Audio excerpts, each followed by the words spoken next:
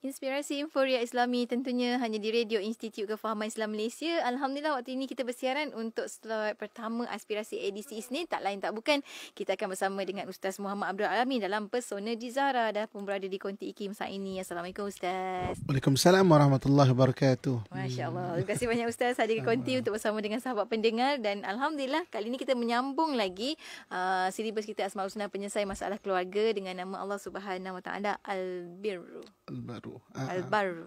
Baru ke biru Ustaz? Al-Barru. Al-Barru. Baiklah. Kita nak mulakan dengan mukadimah terlebih dahulu. Silakan Ustaz. Bismillahirrahmanirrahim. Assalamualaikum warahmatullahi wabarakatuh. Alhamdulillah wassalatu wassalamu ala Rasulillah wa ala alihi washabihi wa man tabi'ahu wa man nasarahu wa wala. Dirahmati Allah, DJ Kak Ati, seterusnya kepada seluruh ibu-ibu, akak-akak, ayah-ayah, sahabat abang yang saya sayangi dan saya doakan dengan kebaikan sekalian. Pertama, syukur pada Allah Subhanahu Wa Taala, kita masih lagi diberi peluang untuk kita berada dalam majlis ilmu, dan mudah-mudahan sedikit yang kita akan bincang memberi manfaat kepada kita. Dapat kita jadikan satu ilmu yang berguna dalam usia kita untuk terus kita mengabdikan diri pada Allah Subhanahu Wa Taala, insya-Allah. Jadi insya-Allah pada pagi ini seperti mana yang DJKAT sebutkan, kita akan bincang nama Allah Al-Barru, iaitu yang maha melimpahkan kebaikan dan ihsan. Yang maha melimpahkan kebaikan dan ihsan. Allah Subhanahu Wa Taala melimpahkan kebaikan dan ihsannya sangat luas. Sehingga dalam surah Ibrahim ayat 34, surah Ibrahim ayat 34, Allah menyebut a'udzubillahi minasyaitonirrajim. Wa in ta'uddu ni'matallahi la tuhsuha. Jika kamu ingin menghitung nikmat Allah, kamu tidak akan mampu untuk menghitungnya. Hanya mana Allah sebut, kalau Allah ni kita nak menghitung nikmat Allah Subhanahu Wa Taala, kita tidak akan dapat mampu menghitung sebab banyak sangat nikmat Allah Subhanahu Wa Taala itu kepada kita. Okey. Jadi apabila kita sebut mengenai Allah Subhanahu Wa Taala Al-Barru, iaitu melimpahkan ihsan, kita nak tengok daripada tiga sudut. Kita tengok daripada tiga sudut. Yang pertamanya, sudut yang pertamanya, manusia itu lahir-lahir dalam keadaan dia tak tahu, jahil. Jadi ihsan Allah Subhanahu Wa Taala, Allah bagi ilmu kepada kita dan bagi kita peluang untuk belajar ilmu. Maknanya Allah bagi kita ilmu, bagi peluang untuk kita mempelajari ilmu ni. Sebab tu dalam Islam, menuntut ilmu ni wajib bagi orang perempuan ke lelaki ke. Allah Nabi SAW sebut talabul ilmi faridatun ala kulli muslim wal muslimah. Menuntut ilmu wajib bagi orang lelaki muslim ataupun muslimah. Dan Allah Subhanahu Wa Taala menggalakkan kita untuk berada dalam lingkungan ilmu. Nabi menggalakkan kita untuk berada dalam majlis ilmu. Sebab apa? Sebab kita ni jahil, ihsan Allah, Al-Barru Allah sediakan ilmu. Dan banyak ilmu-ilmu Allah Subhanahu Wa Taala bagi dalam berbagai-bagai sudut keadaan kehidupan. Banyak yang kita tahu, banyak lagi yang kita tak tahu. Sebab itu jangan pernah berhenti menuntut ilmu, kemudian jangan rasa pernah sombong dengan ilmu. Satu hari kan, saya diminta untuk sebuah stesen TV membahaskan mengenai darah. Waktu tu kita buat program dekat pusat darah negara. Ini lama, maknanya saya ingat belas tahun lepas. Maknanya pusat darah negara. Jadi maknanya ketika itu penerbit kata minta saya bahaskan beberapa hukum mengenai darah. Baik. Antaranya adalah okey Ustaz, kalau satu orang tu disahkan mengandung jatuh darah tu darah nifas ataupun darah penyakit. Dia tengah mengandung. Mengandung maknanya disahkan jatuh darah dia nifas ke ataupun darah penyakit. Sebab apa tau? Sebab kalau darah nifas ada implikasi, maknanya dia ada period yang dia tak perlu sembahyang. Kalau darah penyakit dia kena sembahyang. Implikasi pada ibadah. Implikasi pada ibadah. Okay. Jadi saya kata, maaf saya tak tahulah. Takkanlah Ustaz tak tahu. Ustaz lelaki kot. Macam mana Ustaz tak tahu? Terus saya kata, okey, saya tak tahulah. Takkanlah Ustaz tahu. Memang saya tak tahu tau. Saya kata, kan, yelah, saya dengan izin Allah Subhanahu Wa Taala memang bidang saya syariah. Bidang saya memang buat hukum hakam syariah. Master saya pun syariah juga. Okey. Saya dulu waktu habis BA, Azhar tengah banyak bagi training program. Saya syariah undang-undang di Universiti Melaya. Waktu tu start mula tahun 2000 macam tu, dah habis 2008. Azhar tengah banyak bagi training program. Saya dah ada BA ni, saya pergi ke satu college dekat Penang, saya kata saya ada BA dah. Saya ingin nak masuk Azhar. Lulus masuk Azhar tahun akhir. Jadi Ustaz apa nama, Hafiz Mansur tu satu best saya tu. Ustaz Halim Hafiz itu satu best saya kat Mesir tu. Ustaz Hafiz Mansur tu duduk dekat satu bilik dengan saya kat rumah Johor. Dekat section 8 atau Hayu Thamin kat Johor tu. Itu satu. Ustaz Rushdi itu semua satu best kat Mesir tu. Patutlah berdiving sama-sama dah sekarang. Patut diving sama itu kawan kat Mesir tu. Okey. BA-nya Melaya, si Azhar tak tahu. Master pula kat Melaya waktu tu kan. Maknanya apa takkan tahu. Tapi minta tahu. Nak ceritanya ilmu Allah tu luas Masya-Allah. Saya kata okey, kejap. Saya telefon kawan saya kata kan. Lebih spesifik lagi, sekitar hari ini kita sebut nama ustaz kita kan. Ustazah Asma Hussein. Masya-Allah. Sekarang jadi senator Ustazah Asma Hussein. Saya tanya, Assalamualaikum. Ustaz apa khabar? Ustaz, nak tanya nak, perempuan kalau mengandung, disahkan mengandung, jatuh darah, nifas ke ataupun penyakit lah, istihadah. Maknanya waktu tu dia mengajar kat UiTM kan. Ustazah kan. Tak pastilah. Dia pun syariah juga tau. Cuba Ustaz tanya satu pensyarah syariah dekat UM. Kan? Perempuan juga. Takkan tak tahu. Ilmu Allah tu luas nak ceritanya. Jangan pernah sombong dengan ilmu. Saya pun telefon satu prof dekat UM. Assalamualaikum Prof. Salam. Sama apa khabar Prof? Okey, pun nak tanya, orang kalau disahkan mengandung, jatuh darah, nifas ke ataupun darah penyakit? Ana rasa darah nifas, tapi Ana tak pastilah. Boleh tak Ustaz rujuk pada satu orang prof lagi? Syariah juga, kan? Satu isu je Ustaz. Satu isu je, rasa macam kecil je isu. Okey. Jadi saya telefon satu prof lagi, perempuan juga. Saya kata, Prof, wanita kalau disahkan mengandung, jatuh darah penyakit ke darah nifas? Tu darah nifas Ustaz. Okey, nak ceritanya apa di sini? Kadang-kadang satu orang kan, keluar daripada universiti baru BA je kot kan, contoh kan, BA je kot baru nak ceritanya jalan mengembang macam gitu kan, macam semua benda dia tahunya. Itu kadang-kadang semua benda nak difatwakan ikut dia. Semua benda tak, hatta mufti pun tak betul. Mufti tu ada tim dia untuk berfatwa tau. Jakim ada tim dia kan, Jabatan Agama Islam semua satu Malaysia ada tim dia. Bukan fikir seorang-seorang. Bukan fikir seorang-seorang. Ini dia cakap tak betul tu, dia pula cakap tak betul.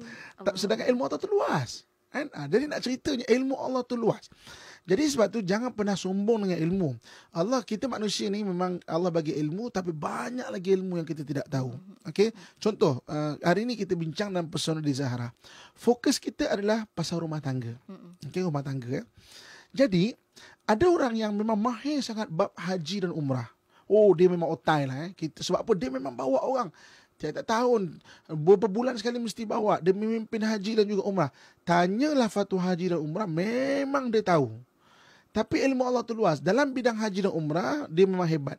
Belum tentu dalam bidang faraid dia hebat. Faraid ni pembahagian harta pusaka. Belum tentu. Sebab pembahagian harta pusaka ada orang dia. Mana ilmu Allah tu luas. Okey, orang yang terror ilmu faraid, maknanya memang tak bagi je lah. Kan? Pejam mata pun sambil sangap pun dia boleh kira kan. Sambil sangap pun dia kira kan. Nak katanya hebatnya lah dia dengan ilmu tu. Hebatnya tu kan. Belum tentu bab tajwid dia mahir. Betul. Belum tentu bab tajwid dia mahir. Li'ila fi Quraishin ila fim ke, ataupun baca li'ila fi Quraishin ila fim. Ada bacaan, maknanya ada bacaan dia. Kan? Ada cara bacaan dia. Ada dia punya dipanggil qiraat dia. Kan? Maknanya tak semua benda yang kita mahir satu bidang belum tentu kita mahir dalam bidang-bidang lain. Sebab itu jangan sombong ilmu. Ada orang hari ini PhD dia dalam satu bidang, belum tentu dia mahir semua bidang. Kita kena faham benda ni. Di mana kadang-kadang kita memang hebat sangat dalam bidang ekonomi contohnya. Minta maaf sangat, ini satu contoh tau, tidak menyentuh mana-mana pihak. Kita sangat mahir dalam bidang ekonomi contohnya. dalam rumah tangga, mungkin dalam last kali kita bincang ilmu rumah tangga, mungkin ketika sekolah menengah dulu. Maknanya, ilmu ekonomi kita memang tak tertanding sebab kita memang kajian PhD kita sampai ilmu ekonomi kita memang tak tertanding orang lain lah sebab kita memang kaji dalam bidang itu. Tapi dalam bab rumah tangga, dia kena dengar DJ Yati. Dalam Pesona di Sahara. Sebab DJ Yati dah bertahun-tahun dah bincang Pesona di Sahara. Menuntut. Tapi itu pun masih banyak lagi tak tahu. Masih banyak lagi tanya Ustaz lepas tu. Masya-Allah. Dalam rumah tangga, dia ada orang dia. Kan? Jadi ilmu Allah tu luas. Sebab itu Allah Al-Baru Allah Subhanahu Wa Taala, Allah memahamkan kita. Kita ni ya Allah bagi ilmu, tapi ilmu tu Allah sangat luas. Jangan pernah berhenti belajar menuntut ilmu. Jangan pernah berhenti belajar menuntut ilmu. Saya kan lebih kakak tuan-tuan sekalian kan, dengan izin Allah Subhanahu Wa Taala, Allah bagi maknanya belajar tu boleh lah dengan alhamdulillah. Ialah saya buat BA kat UM dekat Azhar, master saya UM dengan UIA dengan buat PhD dengan izin Allah alhamdulillah. Okey, bagi buku, bagi kertas saya boleh baca, bagi PSA saya boleh jawab, kan? Ketika saya masuk bilang diving, serius di bilang diving mana instructor, saya kata ini semua simple man. Saya dah pernah menghadapi benda besar lagi kan, ni. Kau jawab PSA dan diving untuk instructor pun sampai instructor trainer tu cakap apa tau, dia kata aku harap kau tak lulus lah kan. Mana aku harap kau tak lulus kan. Saya dapat 98% kan bahan bacaan. Sekali praktikal kat air, berapa gelen tak tertelan. Ni sikit, ni hari-hari tertelan air. Itu yang 98 tu. Itu yang 98 tau. Nak ceritanya, memang kau dalam teori baca buku kau boleh, belum tentu praktikal kau boleh. Jangan sombong, jangan spoilkan diri kita dengan tanggapan kita tahu semua benda. Jadi mana dalam rumah tangga pun sama juga. Suami, kebanyakan suami mengelehkan isteri. Awak perempuan apa tahu? Mengelehkan dia. Mengelehkan. Melekeh-lekeh mengelehkan. Awak perempuan apa tahu? Ataupun kita membelekehkan suami. Alah abang ni cakap je kan. Abang apa tahu? Maknanya kita mengelehkan dia. Kita meremehkan dia. Banyak benda yang dia tahu. Yang kadang-kadang kita tak perasan pun benda itu melengkapkan kita. Jadi kena faham bahawa ilmu Allah tu sangat luas dan Al-Baru Allah sediakan peluang dan ruang untuk kita belajar. Jangan pernah berhenti belajar. Dalam konteks rumah tangga ni maknanya belajarlah.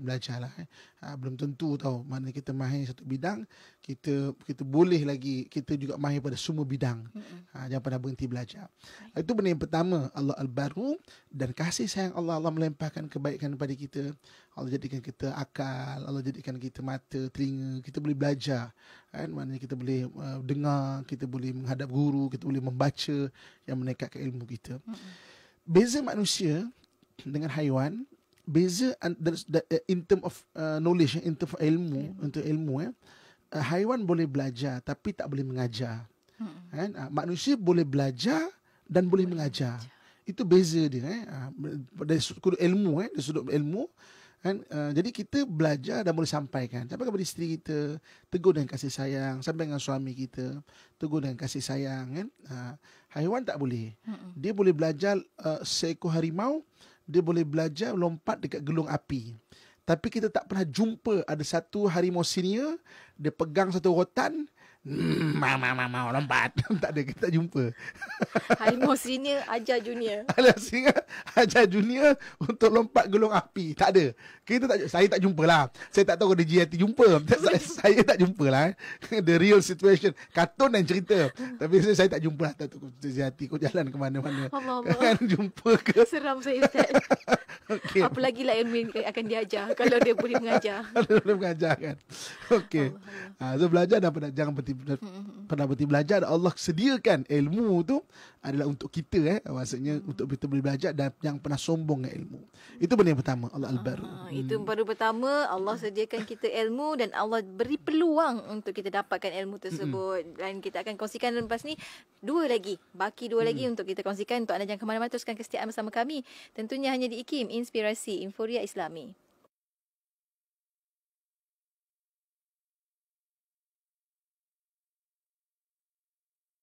Inspirasi Inforia Islami tentunya hanya di Radio Institut Kefahaman Islam Malaysia. Perkongsian hari Isnin kita bersama menerusi Pesona di Zahra bersama dengan Ustaz Muhammad Abdul Alamin. Hari ini Asmaul Husna, penyelesai masalah keluarga dengan nama Allah SWT Al-Barru, iaitu Allah yang Maha melimpahkan kebaikan dan juga ihsannya.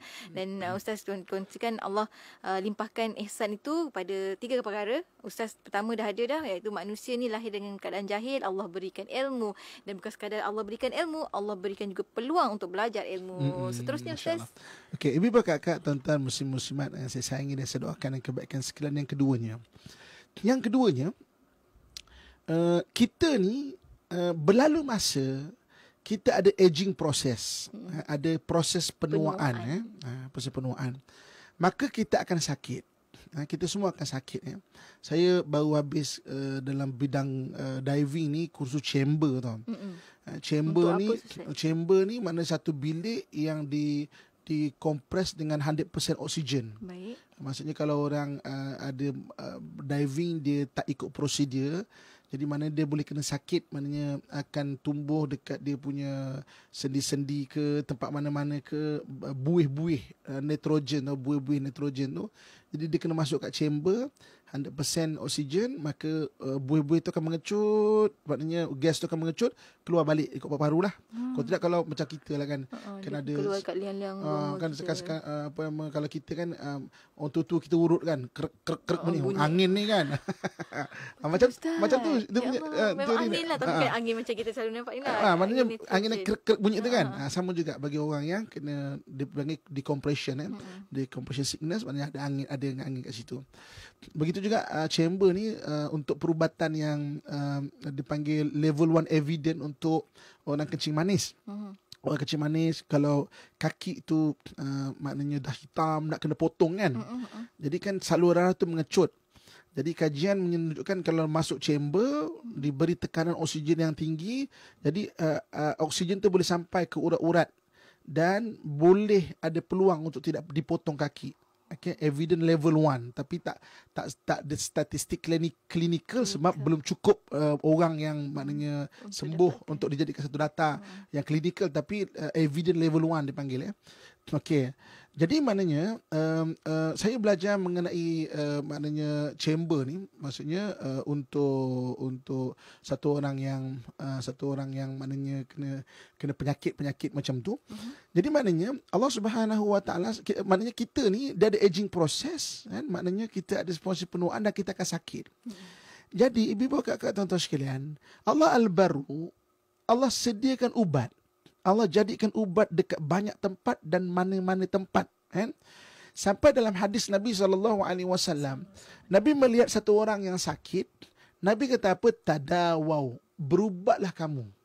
Nabi suruh berubat. Jadi maknanya kita mencari ubat. Ubat ini dia sunnah. Mencari ubat tu sunnah. Ibu-ibu akak kalau sakit pada hari ini, pergi cari ubat, usaha cari ubat dengan cara yang jalan yang bukan khurafat atau pergi bohong-bohong yang tangkal-tangkal ke, bukan, namanya berubat kan, berusaha maka ubat itu adalah sunnah. Sebab Nabi sebut tadawau, maka hendaklah kamu berubatlah kamu. Fa inna likulli da'in dawaun, kerana pada setiap penyakit itu Allah jadikan ubat. Al-Barru, Allah sediakan ubat bagi segala penyakit. Jadi maknanya kita kena cari ubat. Kita kena cari ubat untuk penyakit kita. Jadi Allah Subhanahu Wa Taala kurniakan kepada kita ni penyakit, seseorang itu penyakit, dan Allah bagi ubat kepada kita. Kita kena cari ubat. Kenapa orang meninggal? Orang meninggal bukan sakit itu. Orang meninggal kerana memang tempoh hayat ajal dia sampai. Dah sampai. Ajal ni maknanya dia tak kira muda ke tua. Lahir kita berturutan. Meninggal tak berturutan. Kan ada orang lahir abang sulung, kak ngah, kak uda. Yang keempat apa? Pak apa tam ataupun teh kan, atau bagaimana pak su. Andak lah apa semua. Maknanya lahir berturutan, meninggal belum tentu. Ada yang adik dah meninggal semua, Pak Long baru meninggal. Maknanya dia menyaksikan orang tu lahir, dia menyaksikan orang tu meninggal. Maksudnya lahir tak berturutan, lahir berturutan tapi meninggal tak berturutan. Jadi maknanya sakit kita kena lawan dan kita kena cari ubat. Jangan putus asa. Kan? Berapa ramai hari ni mengikut ilmu doktor, kau ni 3 bulan lagi ni. Tapi dia berubat, alhamdulillah, tak putus asa, Allah panjangkan umur dia. Maknanya berubat Allah. Jadi maknanya kalau dia kata sampai masa meninggal, meninggallah. Tapi meninggal dalam keadaan kita banyak dapat pahala kerana berusaha. Jadi berusaha pun dapat pahala, Ustaz. Berusaha pun dapat pahala. Masya-Allah. Jadi kasih sayang Allah, Allah jadikan sakit pada manusia ini. Kemudian Allah Subhanahu Wa Taala jadikan ubat kepada manusia. Dan sakit itu sendiri dapat pahala sebagai penghapusan dosa. Sebab itu ibu-ibu, akak-akak, tuan-tuan sekalian, terutamanya bagi yang sakit yang sedang mendengar pada hari ini. Kalau orang tu sakit, Allah akan tarik pada dia beberapa benda. Allah tarik pada dia selera makan. Allah tarik pada dia seri muka dia. Orang sakit, dia muka dia tak berseri kan, nahan sakit. Allah tarik pada dia kekuatan. Kekuatan dah tak kuat lah. Dulu angkat besi bukan main lagi kan. Wah, berapa pound pun kan. Maknanya boleh diangkat je kan. Okey. Tapi hari ni nak angkat cawan pun tak larat. Penyapu apa tak lagi. Maknanya angkat badan pun tak larat dah kan. Kemudian Allah tarik padanya dosa-dosa dia. Okey.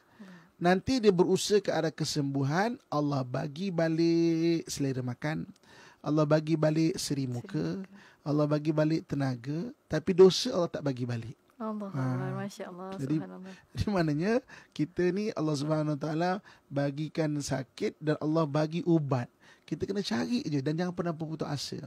Kadang-kadang kita katakan takdirnya kita akan sembuh selepas berjumpa doktor kelima contohnya kan. Kita takkan sampai doktor kelima kalau kita tak menjumpa doktor pertama, kedua, ketiga, keempat. Betul. Jadi mana jangan pernah berputus asa. Ini macam malah lah aku tak nak. Mana orang putus asa ataupun biarlah. Maknanya usaha. Paling kurang usaha tu Allah bagi pahala dan penghapusan dosa buat kita. Oh, subhanallah. Itu yang penting. Jadi kasih sayang Allah Subhanahu Wa Taala, Allah suruh kita cari ubat. Fa idza maritu fa huwa yashfin, kata Al-Quran. Kalau sakit, Allah lah yang menyembuhkan. Allah bagi kesembuhan kepada kita yang berusaha ke arah itu. Ini benda kedua yang kita kena faham dan benda kedua yang memang kita kena usahakan, dan kita akan nampak kasih sayang Allah Subhanahu Wa Taala al-baru. Allah sediakan sakit, Allah sediakan ubat. Masya-Allah. Itu yang kedua. Ada satu lagi berbaki kita akan kongsikan lepas kita berhenti rehat sekali lagi. Untuk anda jangan ke mana-mana, teruskan kesetiaan bersama kami tentunya hanya di IKIM, Inspirasi Inforia Islami.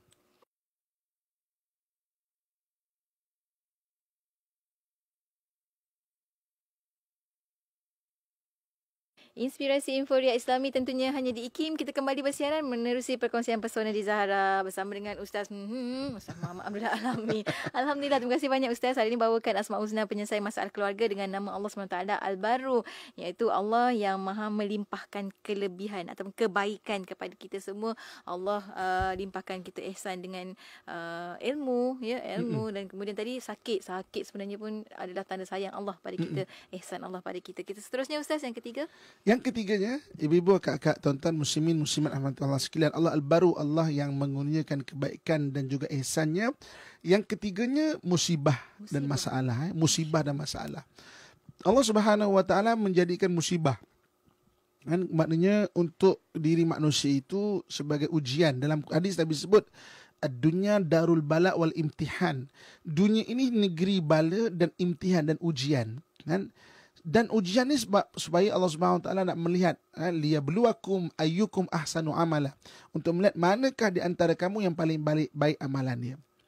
Jadi semua manusia ni diuji dengan musibah, dengan masalah. Apakah yang dimaksud dengan masalah atau musibah? Semua manusia kena. Yang dimaksudkan dengan masalah atau musibah ni adalah perkara-perkara yang menyempitkan hati. Itu masalah. Jadi ada orang yang dia menyempitkan hatinya dengan keuangan. Ada orang keuangan okey, menyempitkan hati dia adalah kesihatan.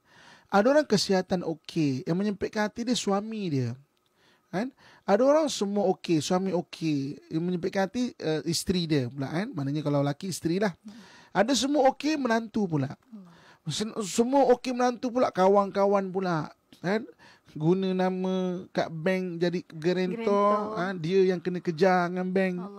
Kan? Dia bagi pinjam duit kat kawan tu, dia pula dimusuhi pula, kan? Jadi maknanya benda menyempitkan hati. Perbezaannya bentuk. Perbezaan bentuk, maknanya bentuk berbeza. Sebab tu ulama sebut jangan pernah membandingkan kebahagiaan kita dengan orang lain. Nanti kita tidak akan temui apa-apa pun kebahagiaan. Contoh kita kata, tengok abang ni apa lah bang? Tengok suami orang lain tu, pegang tangan pakai romantik lagi. Abang tinggal saya 5 tiang tau. 5 tiang.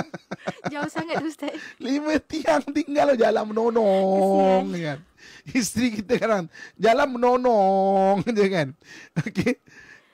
Orang lain berpegang tangan. Ya, orang lain berpegang tangan. Kita tak tahu masalah dia. Kan?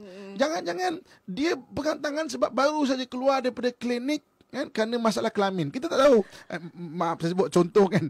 Jadi maksudnya kita tak tahu. Suami kita tinggal 5 tiang tapi alhamdulillah semua dia pun sihat, kita pun alhamdulillah. Kita pun tak tahu kan. Jadi maknanya jangan pernah bandingkan kebahagiaan kita dengan orang lain. Kita takkan ada apa-apa kebahagiaan. Sebab semua manusia diuji. Kesamaannya adalah menyempitkan hati. Perbezaannya adalah bentuk. Okey. Al-baru Allah Subhanahu Wa Taala, yang pertamanya kalau manusia itu diuji, al-baru Allah, dia anugerahkan kesabaran. Sabar ni rezeki dari Allah Subhanahu Wa Taala. Dan dia adalah amalan. Dan sabar ni adalah amalan yang kita tak boleh nak buat permulaan dia. Okey, contoh sedekah. Kita boleh memulakan sedekah. Ada duit sedekah lah. Okey. Kita boleh memulakan semayang. Okey, semayang sunat lah. Semayang tahajud lah. Sabar ni kita tak boleh memulakan. Tak tahu nak mana mula. Kita tak boleh cakap, okey, hari ni aku nak memulakan sabar. Jadi aku adalah sabar hari ni. Kenapa aku sengih tu? Diamlah, aku tengah sabar ni. Tak ada. Kawan berkata sabar je lah. Sabar.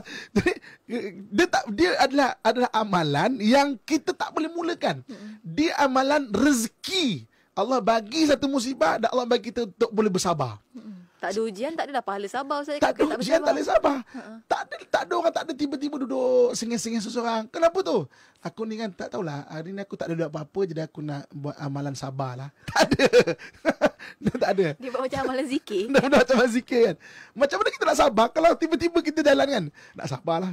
Atau macam mana sabar? Nak sebut ke? Sabar. Sabar je lah.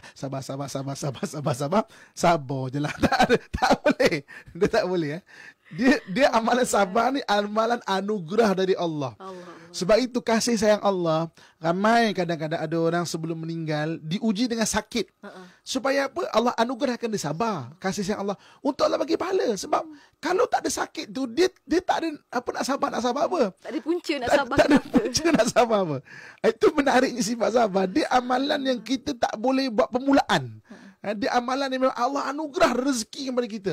Sebab itu Sayyidina Ali, kalau dia tidak diuji, dia kata, aku ni Allah lupa aku ke? Tak diuji sebab apa? Okey, amalan sabar ni besar pahala tau. Besar pahala. Tak diuji tu, maksudnya, kenapa agaknya kan? Dia tidak minta diuji, tapi dia terasa kalau, tak diuji. Jadi, pahala sabar tu, maksudnya, tak boleh nak mulakan. Kau tak adalah keluar sabar pada pukulan pertama tu. Ya, kan? Sabar pukulan pertama. Banyak lagi lah.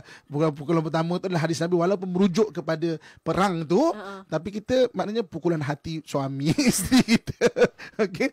Abang sabar. Isteri membebel. Abang yang sabar kan. Ingat hadis ni kan. Jadi hari ni isteri kita membebel. Beruntung orang dapat isteri membebel kalau dia ada sabar. Ustaz positif sungguh hari ni. Untung dapat isteri membebel abang. Kalau dia boleh dapat rezeki sabar tu. Ya Allah, dapat pahala yang memang tak boleh nak cakap lah. Pahala tu tak boleh nak cakap. Syukur. Abang bersyukur kalau isteri kita membebel. Akak-akak rakamkan ini, dengar kakak suami. Tengok ni bang, abang kena appreciate saya tau. Selama ni abang banyak pahala sabar tu. Abang bagi kat saya sikit kan. Rezeki dapat saya isteri. punca abang sabar. Rezeki dapat isteri, rezeki dapat sabar. Ya, package saya bawakan. Package saya bawa bang. Abang dapat isteri, abang dapat pahala sabar lagi. Mana nak dapat isteri macam saya bang? Abang mana nak dapat isteri macam saya ni? Kan? Jadi maknanya suami pun, aduh sabar je lah. Suami pun kan keluarkan. Okey. Ibu kakak dan sekalian kan. Jadi Allah jadikan musibah. Pertamanya Allah jadikan sabar. Dan macam saya sebut, ya Allah, sabar ni benda yang kita tak boleh, amalan, rezeki amalan yang tak boleh nak mulakan. Ada baru boleh. Tak ada tiba-tiba orang macam sabar sama tak boleh. Dia memang tak boleh. Okey. Tahajud boleh, sedekah boleh, sembahyang boleh, puasa boleh, haji boleh, umrah boleh. Kan? Sabar tak boleh. Tak nampak pun selama hari ni Ustaz. Ya Allah. Terima kasih banyak Ustaz. Ya Allah. Masya Allah. Kan? Tak perasan kadang kita kan. Sebab tu kadang orang semua meninggal, dia sakit, dia sabar, masya-Allah. Maknanya untung dia, maksudnya pahala sabar tu dapat kat dia. Mungkin Allah dia selalu doa, ya Allah bagilah aku syurga, ya Allah bagilah aku syurga, ya Allah kan. Jadi malaikat kata ya Allah makbulkan doa dia. Kan? Kemudian malaikat berkata, Tuhan, dia ni nak minta syurga kan, dan kau makbulkan Amalan tak apa-apa. Amalan tak apa-apa amalan kan. Sembahyang pun lambat-lambat, puasa buka puasa tu macam bala dendam tu. Makan macam perut tu sampai kat kaki tau. Makan okey penuh kaki kanan. Makan okey penuh kaki kiri. Macam tu seolah-olahnya. Okey. Jadi Tuhan, macam mana masuk syurga ni? Allah bagi pahala sabar tu. Allah Akbar. Kita nak syurga kan? Kita nak syurga kan? dah. Allah bagi. Tapi dengan pahala Jalan sabar tu, di ujung-ujung hayat tu, masya-Allah. Allah. Jadi maknanya pahala sabar tu dia besar sangat. Tapi kita tak boleh nak mulakan. Kita tak boleh nak mulakan benda tu. Tak boleh nak cari. Tak boleh nak cari. Dia kena Allah Tak boleh diusahakan. tak boleh diusahakan. Kita tahu pahala tu besar, tapi tak boleh cari. Contohlah gini lah, katakan ada gedung emas yang besar. Okey, kita boleh cari emas dekat sungai A, sungai B. Oh memang susahlah, kita kena apa panggil? Mendulang emas tu kan. Melombong. Tapi ada gedung emas yang anytime orang boleh ambil. Cumanya hanya orang dijemput je boleh ambil. Kita meleleh air liur pun tak dapat ambil. Tak dapat ambil kalau tak dijemput. Jadi maknanya kita anda dapat emas macam mana? Kau pergi mendulang lah. Cara itulah. Tapi sekali-sekala buka, dia sebut nama kita. Okey, Nur Hayati Paradi masuk pintu A untuk ambil emas. Masya-Allah, masuk kan. Bangga. Silakan pilih nak payungnya ke ataupun nak apa. Start payungnya je. Okey, sila pilih nak yang mana. Okey, aduh. Nauzubillah. Keluar baliklah. Tak apalah. Tak apalah, kaki payung pun saya tak ada Ustaz. Okey, tapi nak ceritanya, maksudnya itu dijemput untuk ambil. Balai macam tu. Jadi maknanya kalau kita uji sabarlah. Sabrun jamil, sabar tu indah sangat. Kata Allah Subhanahu Wa Taala. Jadi maknanya Allah bagi musibah, al-barru Allah bagi kesabaran. Dan sabar itu ada pahala. Dan yang keduanya al-baru, ihsannya Allah Subhanahu Wa Taala adalah dibagi jalan keluar bagi masalah. Itu pun terpilih juga. Sebab tu dalam Quran Allah sebut bukan semua orang. Wa may yattaqillah yaj'al lahu makhraja. Siapa bertakwa kepada Allah diberi jalan keluar bagi masalahnya. Jadi kita ni kena menghampirkan diri kepada Allah Subhanahu Wa Taala. Dalam rumah tangga lebih-lebih lagi. Kita kena sedar, rumah tangga ni gedung pada pahala. Banyak pahala lahir dalam rumah tangga. Sama ada pahala kita usahakan bagi nafkah ataupun pahala yang kita dijemput untuk dapat, itu sabar. Okey, maknanya rumah tangga ni dia gedung pahala tau. Jadi oleh kerana dia gedung pahala, syaitan tak suka.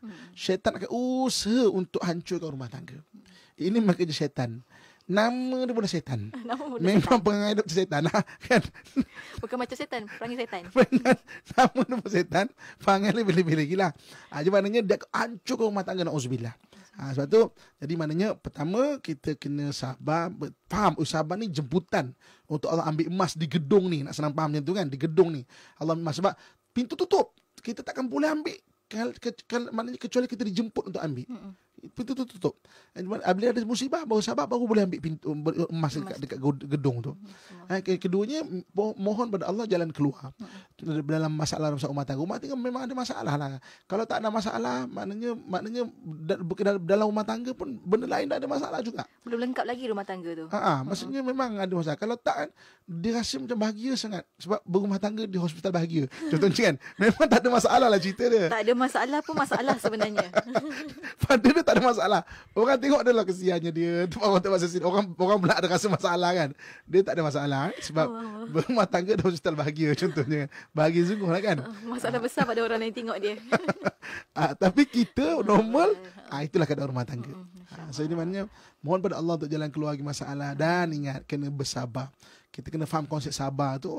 Dan konsep paling besar adalah anugerah Allah kepada kesabaran dan pahala pada kesabaran tu. Masya Allah. Dah tiga-tiga Ustaz dah kupaskan. Alhamdulillah kita sampai hujung-hujung dah Ustaz pertemuan kita pada hari ini.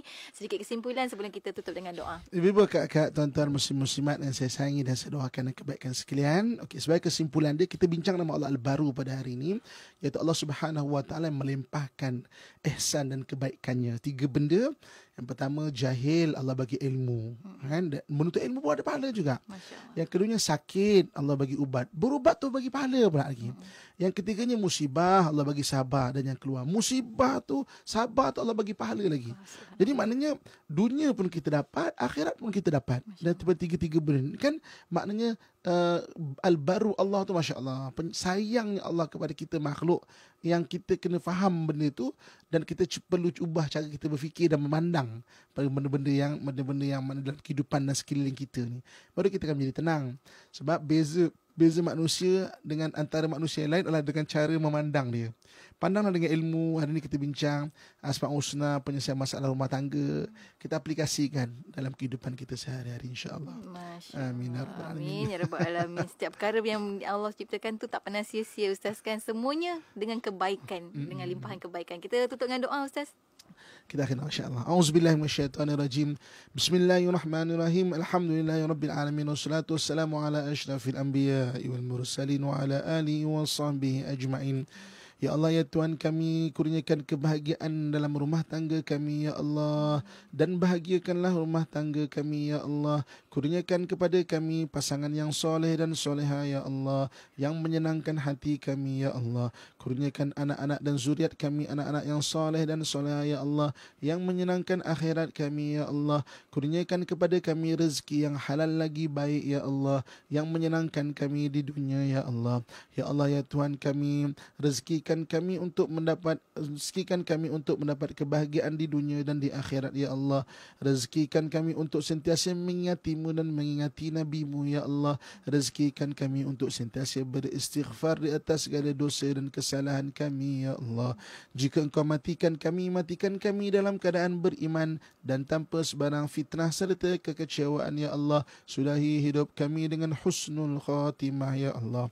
Allahumma rabbana atina fid dunya hasanatan wa fil akhirati hasanatan wa qina adzabannar wa adkhilnal jannata ma'al abrar ya azizu ya ghaffar ya rabbal alamin. Wa sallallahu ala sayyidina wa maulana Muhammadin wa ala alihi wa sahbihi ajma'in. Subhana rabbika rabbil izzati amma yasifun. Wassalamun alal mursalin walhamdulillahi rabbil alamin. Taqabbalallahu minkum minna wa minkum taqabbal ya karim. Alhamdulillah. Terima kasih banyak Ustaz untuk perkongsian pada hari ini. Sampai kita bertemu lagi minggu hadapan, insya-Allah. Assalamualaikum. Waalaikumsalam warahmatullahi wabarakatuh. Dan untuk anda rakan pendengar, teruskan kesetiaan bersama kami tentunya hanya di IKIM, Inspirasi Inforia Islami.